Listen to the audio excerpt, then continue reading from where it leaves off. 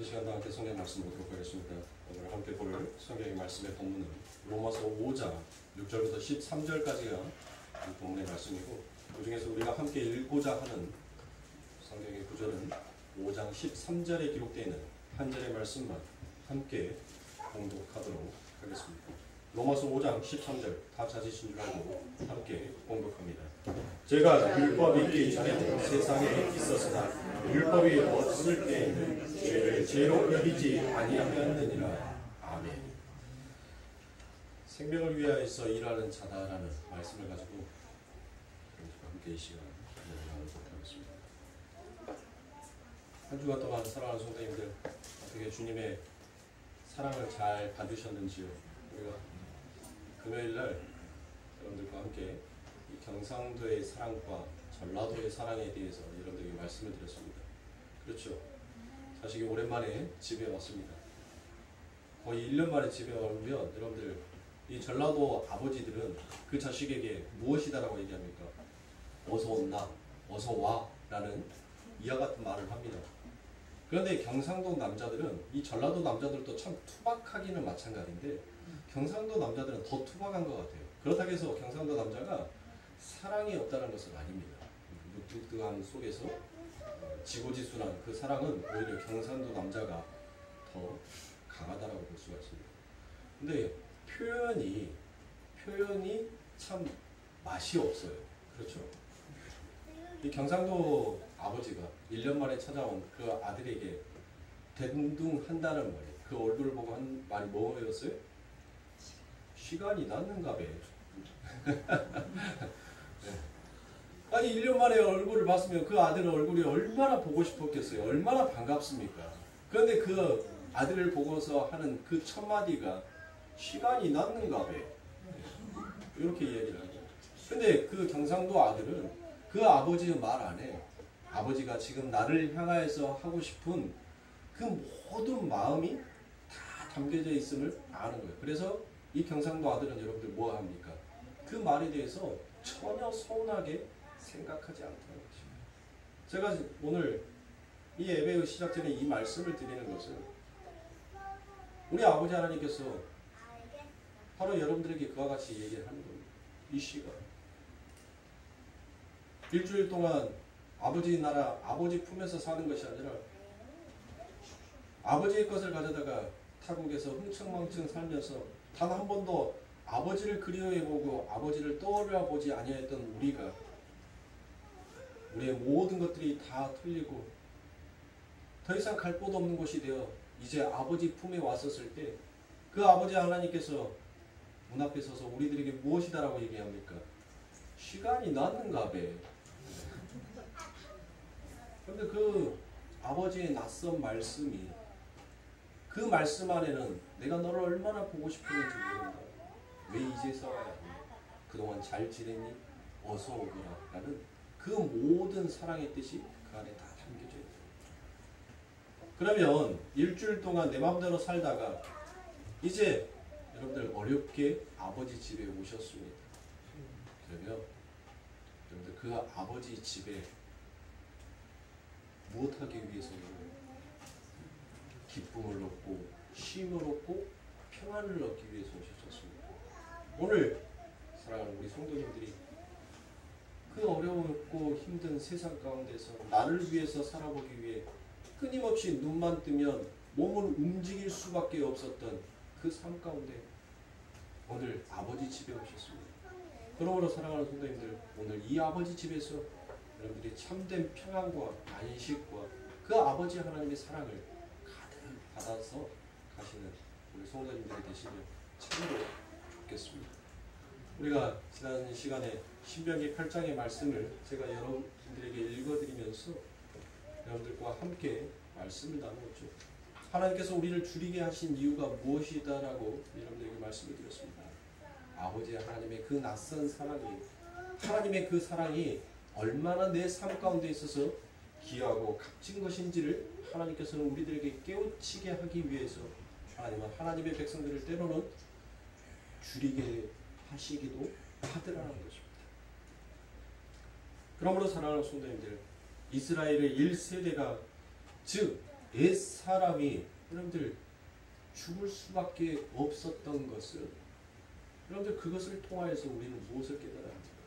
성도가 이 역사를, 이 인생을 어떻게 살아야 하는지를 우리는 배워야 하는 거예요.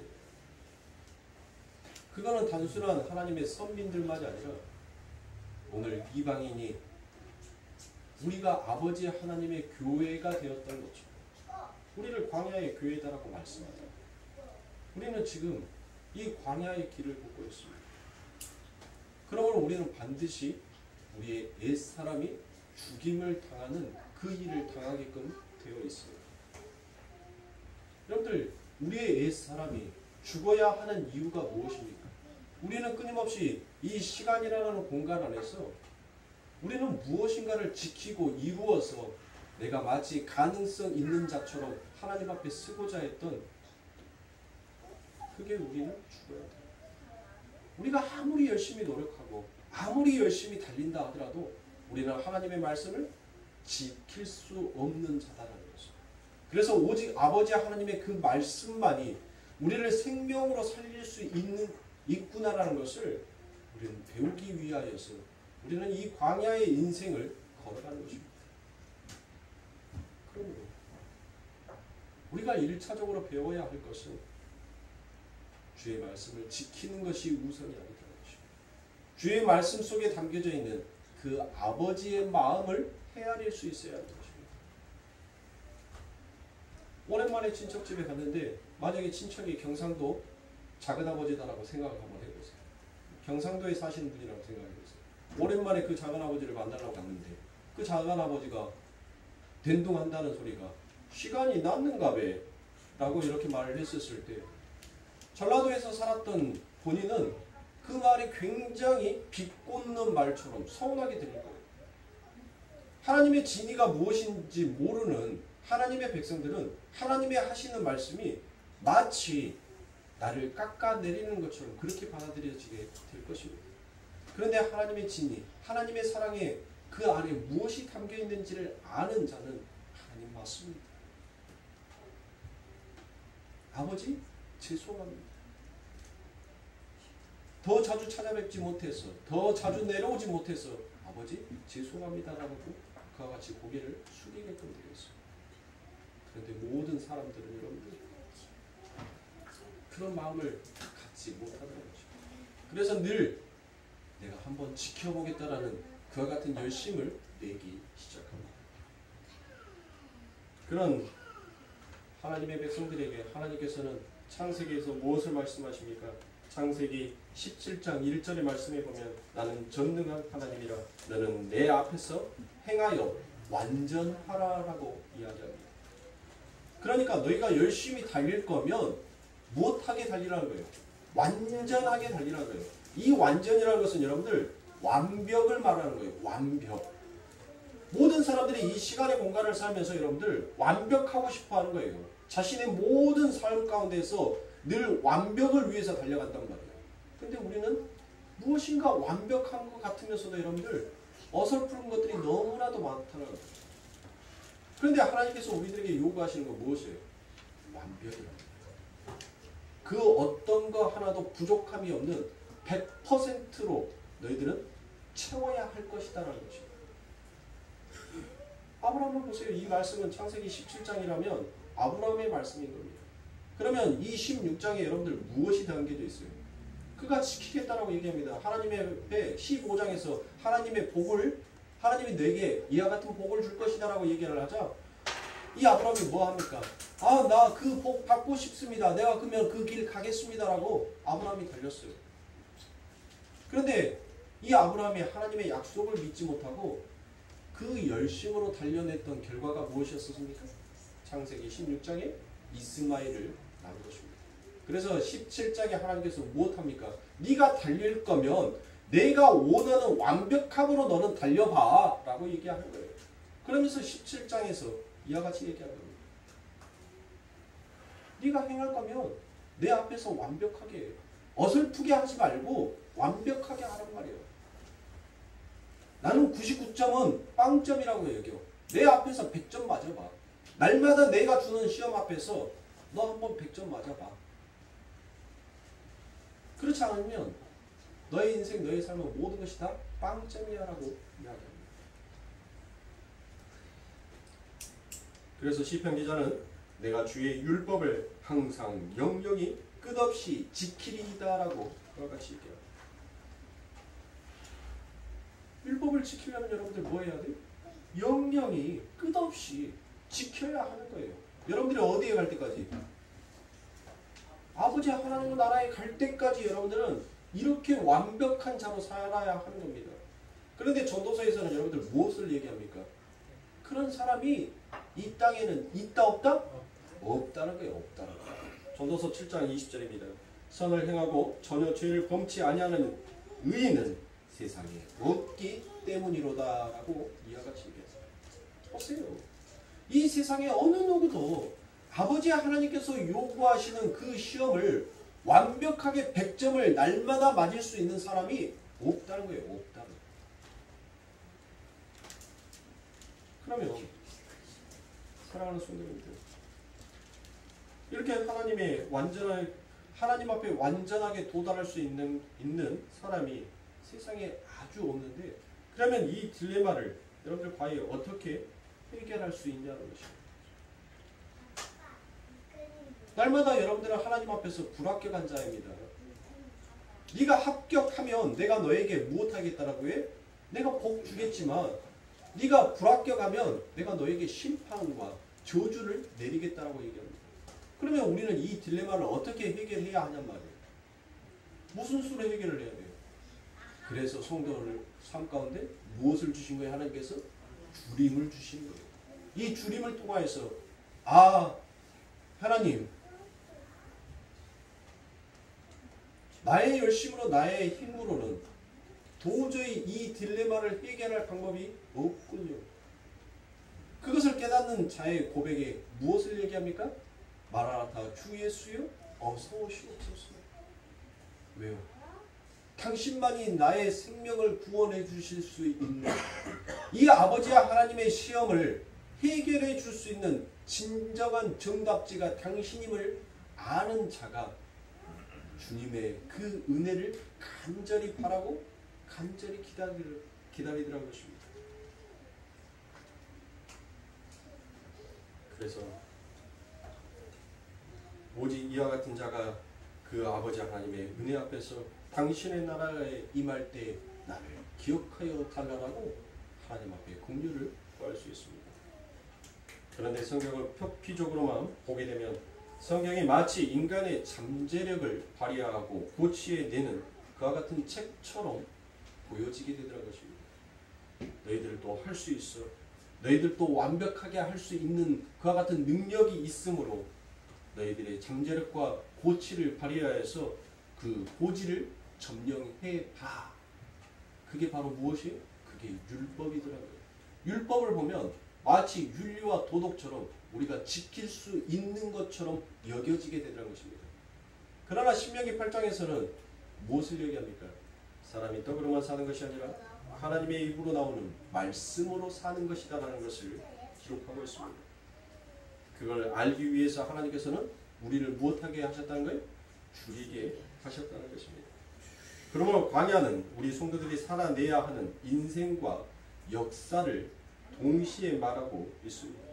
그러면 사랑하는 성도님들, 하나님께서 줄이게 하신다라고 얘기하는데 여러분들 이 줄인다라는 것은 도대체 뭘 줄이게 하신다는 거예요? 여러분들의 육의 양식을 다 끊어버리시겠다는 말씀입니까? 여러분들 보세요. 줄이게 하신다라고 하니까 여러분들 교회 안에, 이 광야 교회 안에 배고픈 사람들만 있습니까? 솔직히 교회 안에서 여러분들 배고픈 사람 한 명도 없을 거예요. 아마 자신의 아름다움을 위해서 안 먹는 사람은 있어도 정말 먹을 것이 없어서 여러분들 그 배를 줄이는 사람은 아마 없을 겁니다. 있으시면 조용히 말씀하세요. 제 냉장고 다 털어서라도 여러분들에게 다 갖다 드릴 테니까. 없단 말이에요. 냉장고가 그만 좀 집어넣어라. 너는 이 안에 뭐가 있는지 알기나 알고 계속 그렇게 재워 넣니? 냉장고가 그렇게 얘기해요. 너 도대체 이 냉장고 내 안에 지금 얼마나 많은 먹을 것들이 있는지 너 알기나 하니?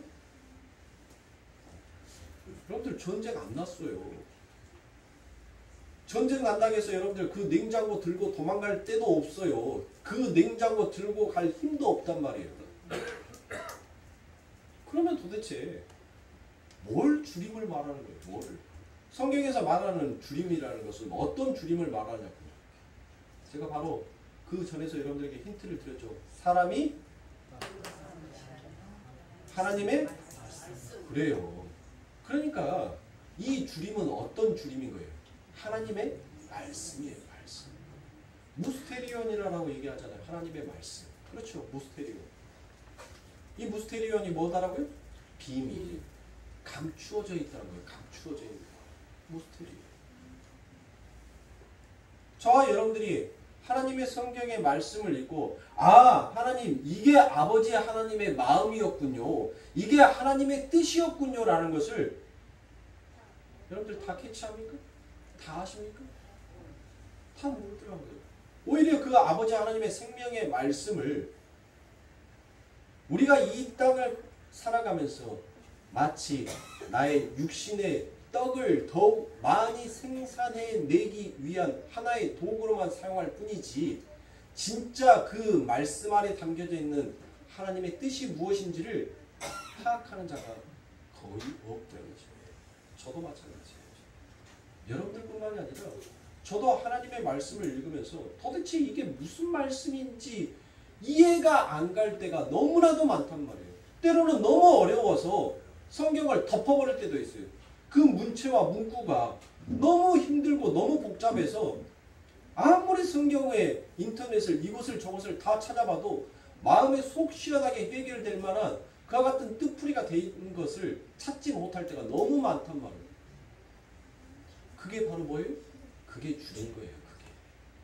우리가 아버지 하나님의 그 말씀을 읽으면서도 그 말씀이 내 삶 가운데 생명의 떡으로 다가오지 못하는 것.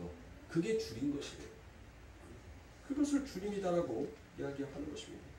그래서 아모스 8장 11절에서 주 여호와께서 가라사대 보라 날이 이를지라 내가 기근을 땅에 보내리니 양식이 없어 주림이 아니며 물이 없어 가람이 아니요 여호와의 말씀을 듣지 못한 기갈이라라고 이와 같이 얘기합니다.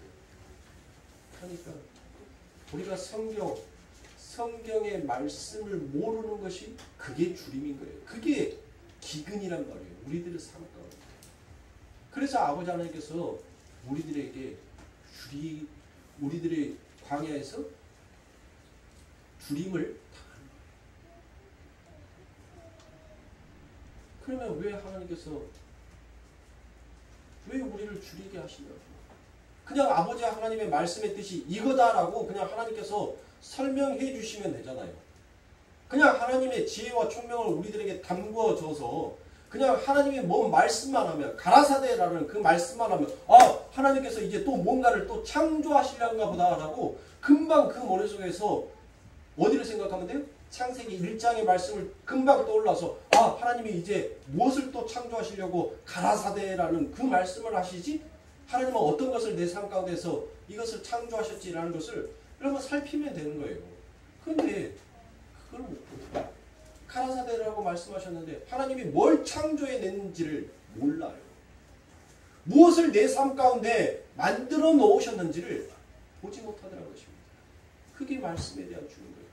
그러니까 그 주님을 통해서 여러분들 많은 아버지 하나님의 백성이다라고 하는 자칭 하늘의 백성이다라고 자기들이 떠들어대는 자들이 무엇을 하더란 거예요?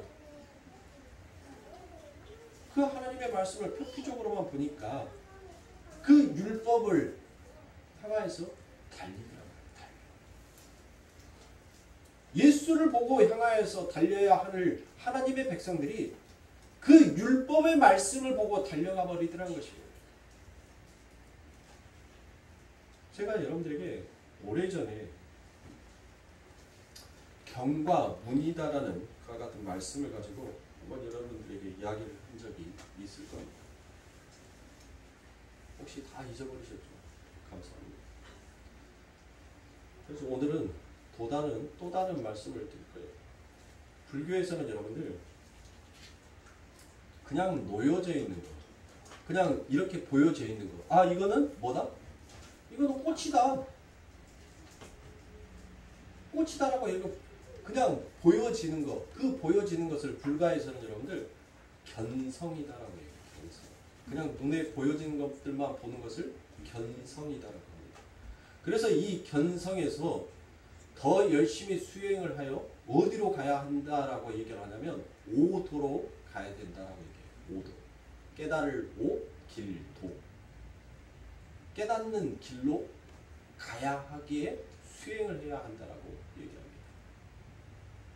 자, 길이 무엇인지를 깨닫는 단계가 바로 오도예요. 그러면 이 오도를 오늘 우리 기독교에다가 한번 여러분들 적용해 보죠. 오도. 길이 무엇인지를 깨닫는 것이 오도라고 얘기를 했죠. 그럼 길이 뭐예요? 길. 내가 길이요 진리요 생명이다라고 얘기를 하잖아요. 그러니까 즉 우리는 이 기독교를 견성으로 보는 자가 아니라 오도로 보는 자란 말이에요. 오도. 길이 무엇인지를 그것을 깨닫고 그 길을 걸어가는 자란 말이에요. 그게 성도예요. 성도. 근데 많은 사람들이 그냥 하나님의 말씀을 바탕만 보는 거예요. 바탕. 견성으로만 보고자 한 것이에요. 그러니까 견성으로만 보니까 뭐 하더란 거예요? 이 정도쯤이야 나도 해볼 수 있겠는데? 이런 거 몇 개 정도는 나도 지킬 수 있겠는데? 라고 생각을 하는 거예요. 그런데 성도는 견성에서 더 나아가 어디로 가야 되는 거예요? 오도까지 가야 하는 거예요. 바로 길이요, 진리요, 생명이신 예수를 봐야 한다는 것이에요. 오자가 깨달을 오자, 도자가 길도라고 했으니까 길이 무엇인지를 깨닫는 것이 오도라라고 제가 방금 설명을 드렸으니까 길이 무엇인지를 성도는 안다는 거예요. 성도가 달려야 할 길이 어딘지를 성도만은, 하나님의 백성들만은 알더라는 것이에요. 그것을 모르는 자들은 여러분들 무엇을 쫓아가는 거예요? 율법을 쫓아가는 거예요. 진짜 성도만 길이요 진리요 생명이 되신 예수를 쫓아가더란 것이에요. 그런데 하나님께서는 우리들의 삶 가운데 주림을 주셨단 말이에요. 주림. 왜 주셨다고요? 우리들의 삶 가운데 견성 바탕으로만 보여져 있으니까 그 바탕으로 율법을 지키는 것이 마치 우리의 길을 찾아가는 깨달음으로 여겨왔단 말이에요. 그래서 세상의 모든 철학이라든지 인문이라든지 학문들이 전부 다 무엇을 부추겨주는 거예요? 인간의 무한 잠재력을 부추겨주는 거예요. 그래서 너희들은 너희들의 그 잠재력을 깨우쳐서 너희들 스스로 이 땅의 길을 개척하여 보아라라고 얘기합니다. 그게 세상을 여러분들 그냥 바탕으로만 보고 가는 자들이에요. 그런데 교회 안에서도 그와 같은 자들이 있더라는 것입니다. 하나님께서 우리들에게 주림을 주신 이유는 바로 그거예요. 우리는 반드시 그 견성의 단계를 걸치게끔 되어 있어요. 그 견성이 무엇인지를 우리는 알게끔 되어 있어요. 그것을 아는 자가 반드시 길이요 진리요 생명이 되신 저분만이 진짜 길이구나라는 것을 깨닫게 되어 있더라고요. 그래서 하나님께서 우리들에게 죄를 허락하신 거예요. 우리들의 때로는 열심의 달림도 요구해 보신 것입니다. 그러니까 사랑하는 성도님들, 교회 안에서 여러분들 열심히 봉사할 수 있으면 봉사도 하세요. 열심히 여러분들 헌신할 수 있으면 헌신해 보세요. 헌금도 여러분들 계산하지 말고 여러분들이 형편에 너무 궁핍함만 없으면 드릴 수 있으면 하나님 앞에 마음껏 드려보세요. 그런데 여러분들 거기에서 모든 일들을 다 하고 난 다음에 여러분들 한 가지 여러분들의 삶 가운데 깨우침이 오게 될 것입니다. 헌신이든 봉사든 전도든 헌금이든 그 모든 끝이 결국 누구한테 가더라고요? 그 칭찬의 끝이 바로 나한테 가더라고요. 그걸 경험하시라고. 나는 예수의 이름으로 무엇인가를 하고 있다라고 하지만 항상 그 칭찬과 그 끝은 항상 나를 향하고 있구나. 그것을 여러분들이 배우라는 거예요. 그래서 하나님께서는 여러분들의 삶 가운데 주림을 주신 겁니다. 그것을 통하여서 왜 내 삶 가운데 예수가 필요한지를 그거를 알게 하게끔 하시기 위해서. 그러니 사랑하는 성도님들, 열심히 뭐든지 하세요. 안 하고 난 다음에 이러쿵 저러쿵 궁시렁궁시렁 하지 마시고 하시면서 궁시렁궁시렁 해보란 말이에요. 그러면 그곳에서 무엇인가 내가 또 한 단계 깨달아짐이 오게끔 되어 있는 것입니다. 그래서 성경에서는 우리들에게 늘 요구하는 것이 말씀으로 살아라, 말씀으로 살아라라고 이야기합니다. 그 말은 무엇이에요? 말씀으로 살아라. 말씀이 누구다? 그래요. 요한복음에서 말씀하시잖아요. 말씀은 곧 나다. 그러니까 너희들은 누구를 위해서 살라는 거예요? 예수를 위해서 살라고 성경은 그와 같이 우리들에게 얘기합니다. 그런데 우리가 정말 말씀으로 살아라는 이 말씀의 바탕만 보지 그 안에 담겨져 있는 것을 진짜를 보지 못하고 살아가니까 늘 항상 이 인생을 무엇을 위해서 사는 거예요? 우리가 예부로는 예수를 부르고 있지만 결국 돌아서면 여전히 나를 연신 나를 위해서 살아요. 근데 그것들을 전부 다 포장만 하더란 거예요. 포장. 척만 하는 거예요. 사랑하는 척, 헌신하는 척.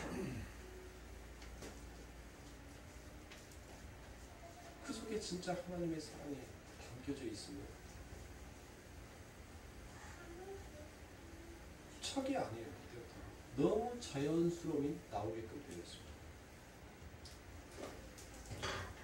특히 아들들은 여러분들, 자식은 부모는 자식의 거울이다라는 말을 합니다. 그렇죠. 특히 남자 아이들 같은 경우는 아버지가 어렸을 때는 항상 큰 산, 어떤 전래동화에 나온 그 위인전에 나온 그 위대한 사람들보다도 내 아버지가 가장 세상에서 제일 높은 위대한 사람처럼 보여져요. 그래서 아들은 아버지의 모습을 그대로 모방을 합니다. 왜요?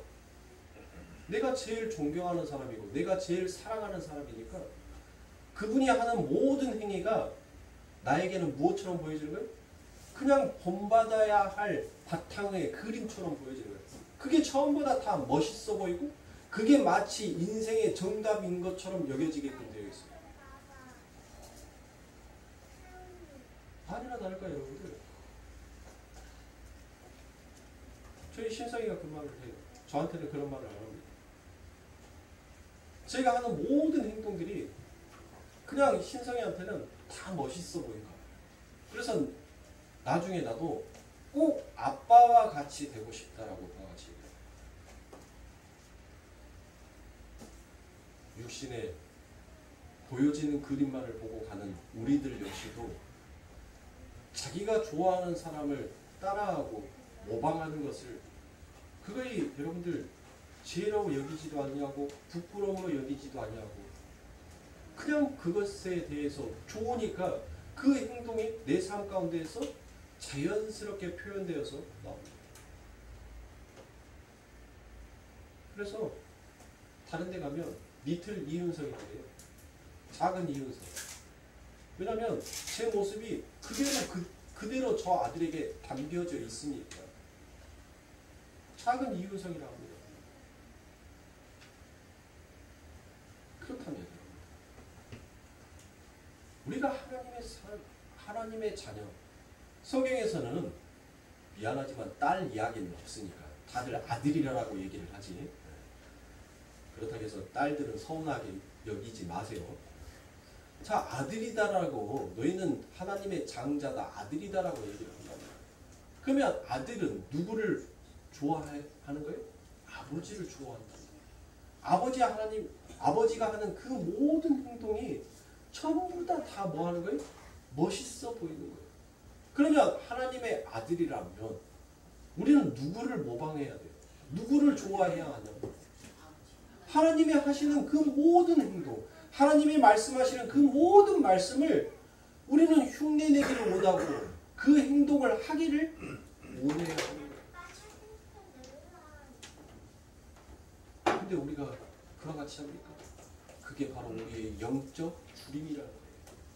진짜 모방해야 하고 정말 본받아 하고 정말 흉내내면서라도 그 아버지 하나님이 하신 모든 것들을 내 삶 가운데 적용하고 그것이 되도록 그 아버지의 말이 그 아버지의 말씨가 무엇인지를 자꾸 귀에다가 담아서 내 삶에 그냥 일상 대화처럼 그것이 터져 나와야 하는데 우리가 그와 같이 하지를 못하는 것입니다. 그게 바로 영적인 주림이라는 것입니다. 그래서 이와 같은 이 모든 딜레마를 우리 예수 그리스도께서 해결하시기 위하여서 이 땅에 오십니다. 드디어 생명을 위해서 사는 자를 만들어내시기 위하여서 하나님께서 이 땅에 오시더라는 것이에요. 사람이 떡으로만 사는 것이 아니라 하나님의 말씀으로 사는 것이다라는 것이 무엇인지를 우리 예수님께서 당신의 그 시험을 통과하심으로 하나님께서는 우리들에게 진짜 생명을 위해서 사는 자, 그 삶이 어떠한 삶인지를 우리들에게 친절하게 설명하여 주십니다. 누가복음 4장 1절부터 13절의 말씀 제가 읽어드립니다. 예수께서 성령의 충만함을 입어 요단강에서 돌아오사 광야에서 40일 동안 성령에게 이끌리시며 마귀에게 시험을 받으시더라. 이 모든 날에 아무것도 잡수지지 아니하시니 날수가 다음에 줄이신지라. 뭐 하신지라? 줄이신지라. 우리가 방금 어디에서 보고 왔어요? 신명기 8장에서 우리가 줄인다라는 말을 보고 왔잖아요. 그런데 예수님께서 뭐 하신 거예요? 자, 마귀가 가로되 내가 만일 하나님의 아들이여든 이 돌들에게 명하여 떡덩어리가 되게 하라. 예수께서 대답하시되 기록하기를 사람이 그와 같이 자 신명기 8장의 그 말씀을 가져다가 우리 예수님께서 말씀하시죠. 사람이 떡으로만 사는 것이 아니다 하셨느니라. 마귀가 또 예수를 이끌고 올라가서 순식간에 천하 만국을 보이며 가로되 이 모든 권세와 그 영광을 내가 내게 주리라. 이것은 내게 넘겨준 것이므로 나의 원하는 자에게 주노라 라고 이야기합니다. 그래서 7절에서 그러므로 내가 만일 내게 절하면 다 내 것이 되리라. 예수께서 대답하여 가라사대 기록하기를 주 너희 하나님께 경배하고는 뭐예요? 경배한다. 예배하라는 것이에요. 다만 그를 섬기라 하였느니라. 또 이끌고 예루살렘으로 가서 성전 꼭대기에 세우고 가로되 내가 만일 하나님의 아들이여든 여기서 뛰어내리라. 기록하였으되 하나님이 너를 위하여 그 사자들을 명하사 너를 지키게 하시리라 하였고 또한 저희가 손으로 너를 받들어 내 발이 돌에 부딪히지 않게 하시리라 하였느니라. 예수께서 대답하여 가라사대 말씀하시기를 주 너희 하나님을 시험치 말라 하였느니라. 마귀가 모든 시험을 다 한 후에야 얼마 동안 떠나니라 라고 이야기합니다. 마귀가 전부 여러분들 어디에 말씀을 들고 와서 여러분들 이 예수님을 시험합니까? 구약의 말씀, 구약의 성경을 들어다가 지금 예수님을 시험합니다. 성령에 충만하게 되신 예수께서 성령에 이끌려 어디로 가시더란 것이에요? 광야로 가십니다. 성령 받은 성도가 성령에 이끌려서 여러분들 어디를 갔어요? 출애굽기에서 여러분들 문설주에 예수 그리스도의 피를 바른 그 성도들이 그 다음날 누구에 이끌려서 어디로 갑니까? 광야로 가잖아요. 광야로. 성도가 성령에 이끌려서 여러분들 광야를 간단 말이에요. 그 광야 40년 지금 우리 예수 그리스도께서 성령에 이끌려서 어디로 가신 거예요? 광야로 가시죠. 근데 며칠 동안 40일 동안 그러니까 여러분들 이 예수님께서 축약하여서 우리가 하나님의 백성이 이 땅에서 시험 받았던 그 시험을 우리 예수님께서 친히 짊어지셨다라는 근거가 여기에 있는 거예요. 그 40년 이스라엘의 40년 예수님의 40일 이게 똑같은 거란 말이에요. 똑같은 거. 네? 그러니까 시험을 받기 위해서 광야 교회로 들어오는 것입니다. 그러니까 여러분들 교회는 여러분들의 시험장인 것입니다. 여기서 무슨 하나님의 작은 나라, 작은 세상을 만들어서 여러분들 행복하게 살기 위한 하나의 문으로 여러분들이 여기로 온 것이 아니더란 것입니다. 자, 그래서 예수님께서 그 40일 동안 광야에 계시는데 그 광야에서 예수님이 뭐 하셨다? 줄이셨다라는 그와 같은 말씀이 나오시죠. 줄이게 하시면 바로 신명기 8장의 내용. 그러니까 여기서 그대로 재현하여서 예수님이 지금 이스라엘이 불합격당한 그 불합격을 우리 예수님께서 어떻게 합격으로 바꿔 놓은지를 지금 우리들에게 친절하게 설명해 놓고 있어요. 그런데 이 안에 지금 무엇이 있다는 거예요? 뭐? 무스테리온. 비밀로 감추어져 있는 무엇인가가 이 안에 담겨져 있더라라는 것입니다. 그러면 그 비밀이 무엇인지를 하나씩 하나씩 곱게 보도록 하겠습니다. 자, 마귀는 그 첫 번째 시험에서 예수님 앞에 어떤 것을 시험합니까? 마귀가 죽여 있을 때 돌을 떡으로 만들어라고 얘기합니다. 여러분들 이 말은 지금 마귀가 구약 말씀의 전체를 들여다가 예수님 앞에 성경적으로 시험을 한 거예요. 왜 그거 하는지 아세요? 그것도 몰라요? 돌이 뭔지 몰라요? 돌 하면 여러분들 생각나는 거 없어요? 돌. 짱돌 말고 집어던질 짱돌 말고 돌 하면 생각나는 거 없냐고. 아, 예수 아닙니까? 돌. 그쵸? 모퉁이 돌, 흰 돌. 뜨인 돌. 성경에서는 여러분들 그 예수를 뭘로 표현해요? 돌로 표현하잖아요. 돌. 맞아요? 틀려요? 자, 이 마귀가 무엇을 한 거예요? 이 마귀는 예수가 이 땅에 무엇을 하기 위해서 알았단 말이에요. 당신이 바로 그 돌이 되어서 당신이 그 돌이었는데 당신이 뭐가 되어서 떡이 되어서 당신의 백성들에게 그 떡을 나누어 줌으로 그 백성들이 살아나게 될 것을 이 마귀는 알고 시험을 했단 말이에요. 알고. 그러니까 마귀가 시험한 것이 여러분들 틀린 시험이 아니에요. 마귀는 아주 성경적인 말씀을 가져다가 우리 예수님에게 시험을 했단 말이에요.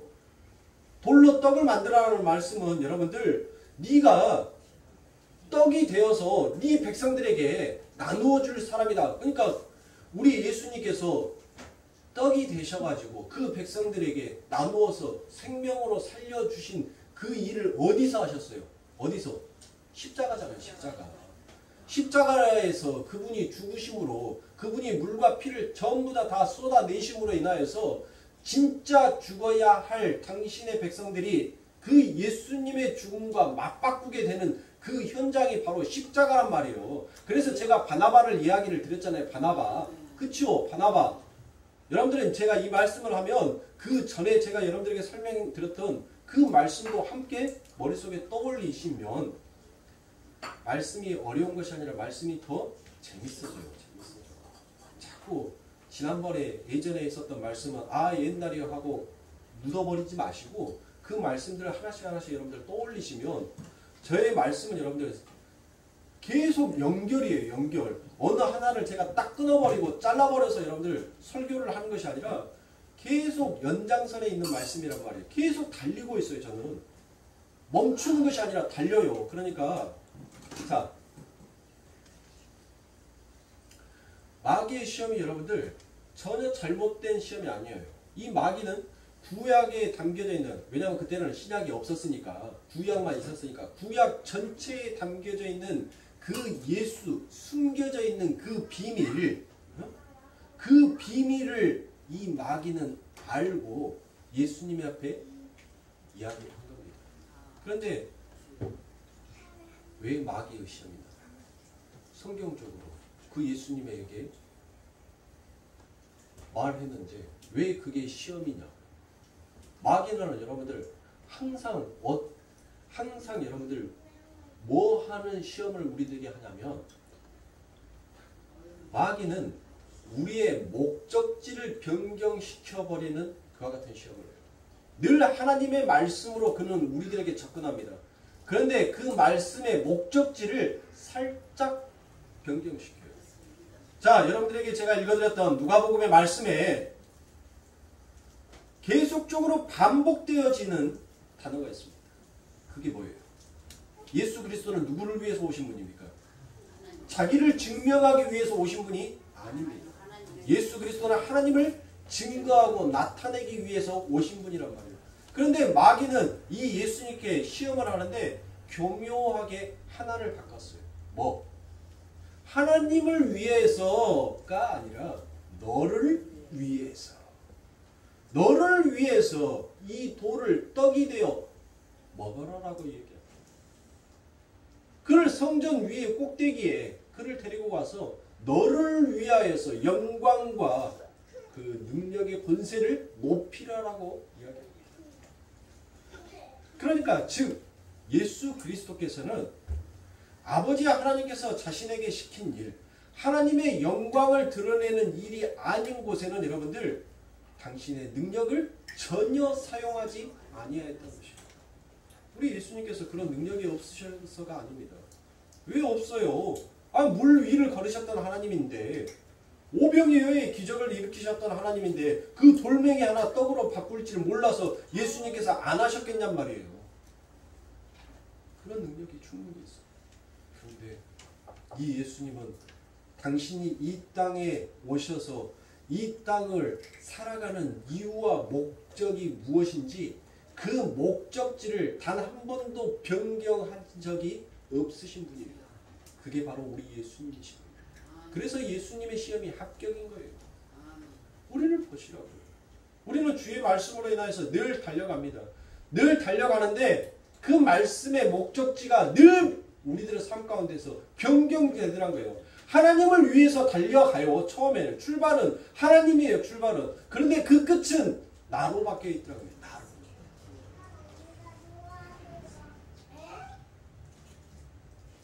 이게 우리의 본질이란 말이에요. 이게 우리의 죄란 말이에요. 그래서 우리가 아버지 하나님으로부터 불합격된 자인 것입니다. 그런데 오늘 또 저와 여러분들이 이처럼 살아갈 수 있는 사는 이유가 무엇이냐?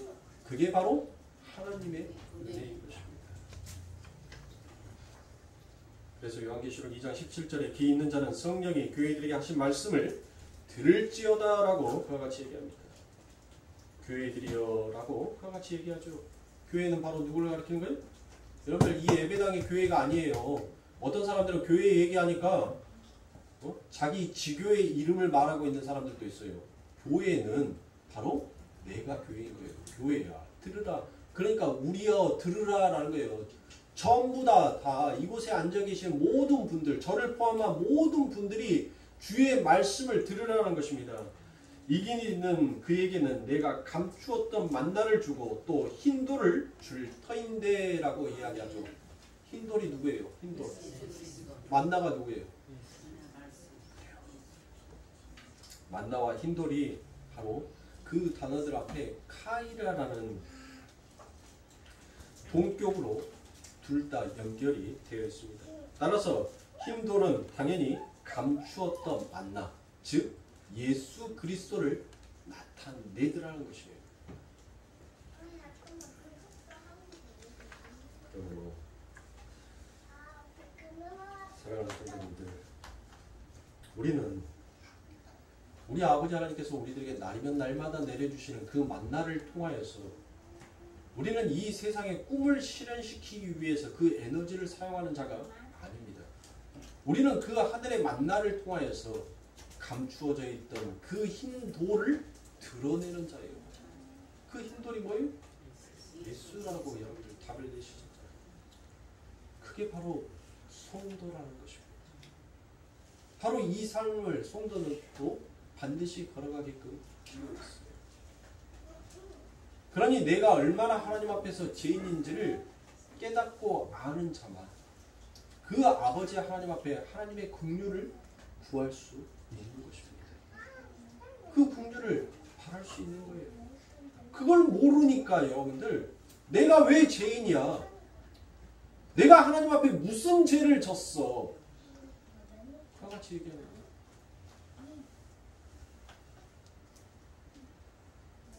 사랑하는 성도님들, 성도는 나를 위해서 달리는 자가 아니에요.